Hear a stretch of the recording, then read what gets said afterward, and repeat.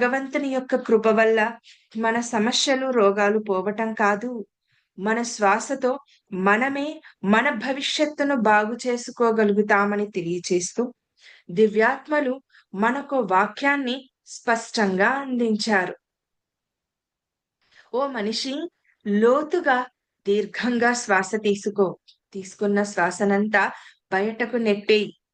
అలా కాకుండా తీసుకున్న శ్వాసను శాంతం బయటకు నెట్టెయ్యకుండా ఏ కొద్దో గొప్పో ఊపిరితిత్తులతోనో, పొట్టలోనో అట్టే పెట్టుకుంటే అలా లోపల మిగిలిన శ్వాస నిన్ను కష్టాల పాలు చేస్తుంది. లేదా రోగగ్రస్తము చేస్తుంది. లేదా సమస్యలను కలుగజేస్తుంది. దుఃఖితులను చేస్తుంది. లేదా మరో రూపంలో బాధిస్తుంది. కనుక మీ కష్టాలు మీరే తెచ్చుకుంటారు. శ్వాసించటం తేలిక. తీరా కష్టాల్లో భగవంతున్నో, సద్గురువులనో నిందిస్తుంటారు. ఇది ఎంతవరకు సమంజసం? అంటూ ఎంతో స్పష్టంగా తెలియచేస్తోన్న దివ్యాత్మల ఆవేదనను